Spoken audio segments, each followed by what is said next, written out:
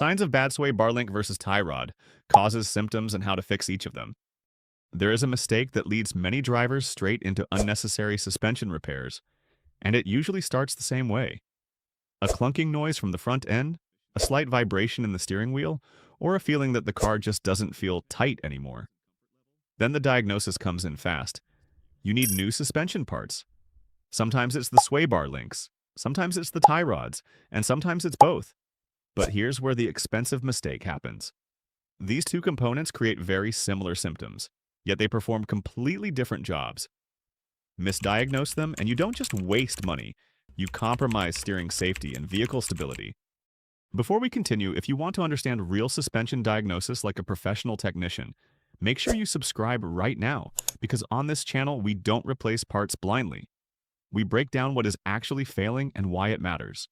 A bad sway bar link and a bad tie rod can both produce noises, vibrations, and poor handling. To the average driver, it all feels like front-end damage. But in reality, one is a stability component that controls body roll, while the other is a precision steering component that controls where the wheels actually point. And that difference is everything. Let's start with understanding what each part actually does, because diagnosis begins with function.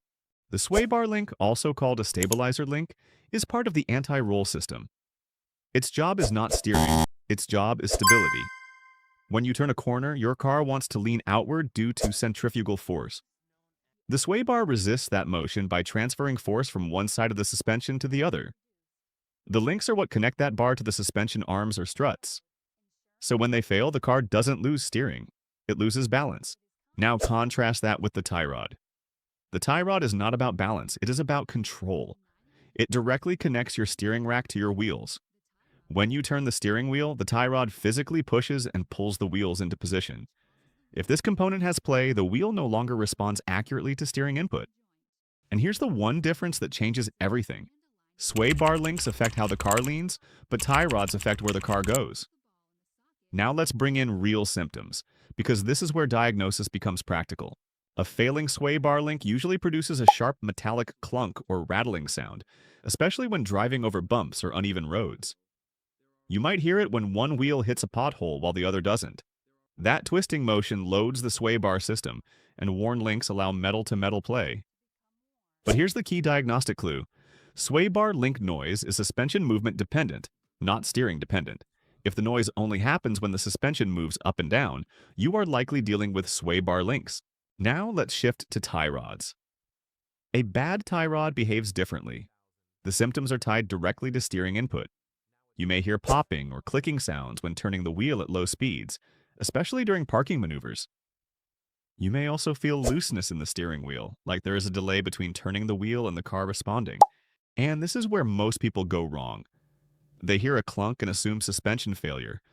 But if that clunk happens while turning, not while hitting bumps, you are no longer in sway bar territory. You are in steering system territory. Quick check. When you drive slowly and turn the steering wheel left and right, does the noise happen? Or does it only happen when you hit uneven roads? That answer alone separates the two failures. Now let's pause for a moment. If this kind of breakdown is helping you understand your car better, drop a comment below and let me know what noise or symptom brought you here.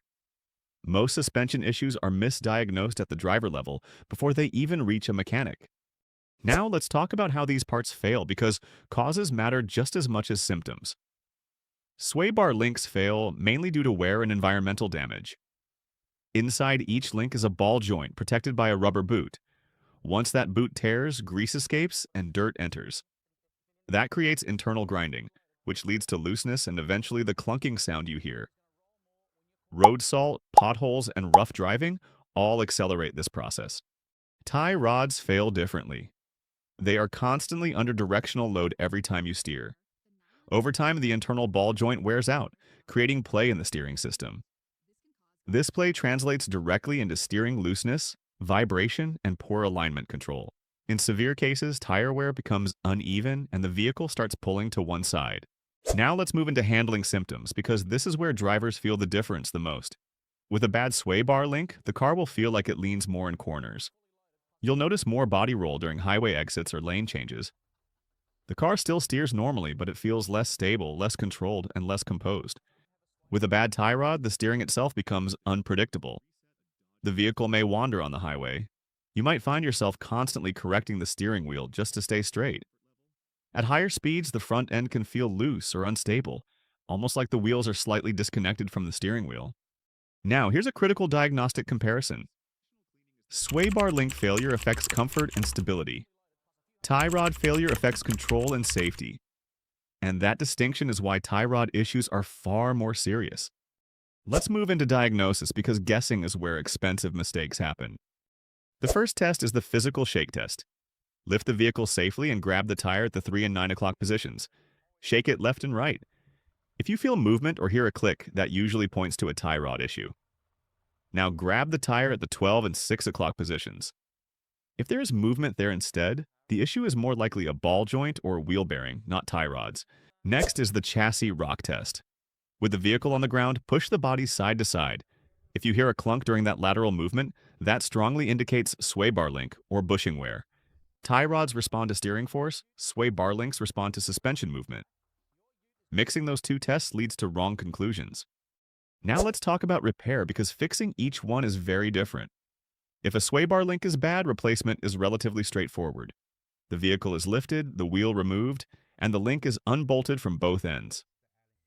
One important detail, these bolts often seize due to rust, so penetrating oil or cutting tools may be required. Once replaced, the vehicle is usually immediately drivable without further adjustments.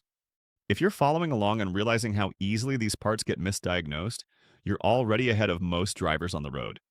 So make sure you like the video and stay tuned, because what comes next is where most people accidentally turn a simple repair into a full alignment disaster. Now back to tie rods. Tie rod replacement is more critical. Once the outer tie rod is disconnected from the steering knuckle, you must carefully count the number of turns during removal. This is because tie rods directly affect wheel alignment. After installation, a professional wheel alignment is not optional, it is mandatory. Even a small misalignment can destroy tire life in a matter of hundreds of miles. Now let's talk about what happens if you ignore these problems. A bad sway bar link increases body roll. That means higher rollover risk in extreme maneuvers, especially during emergency lane changes or high-speed cornering. A bad tie rod is far more dangerous. In extreme failure, the tie rod can separate completely. If that happens, you lose directional control of that wheel instantly. The vehicle can veer unexpectedly, especially at speed. So while both problems should be fixed, one is an inconvenience and the other is a safety hazard. Now let's close with prevention. Regular suspension inspection every 10,000 to 15,000 miles can catch early wear. Look for torn rubber boots, grease leakage, or uneven tire wear patterns. Also, pay attention to small noises early. Suspension components rarely fail suddenly without warning. And here's the final takeaway. The sound is not the problem. The component behind the sound is the problem. If you diagnose based on noise alone, you will always risk replacing the wrong part. If this helped you understand the real difference between sway bar links and tie rods, hit the like button and share it with someone who's about to pay for the wrong suspension repair.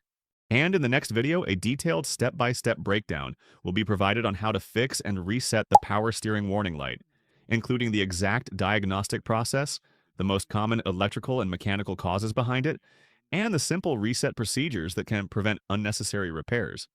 Because what looks like a major steering failure is often just a small sensor issue, voltage drop, or calibration error that gets misdiagnosed every single day.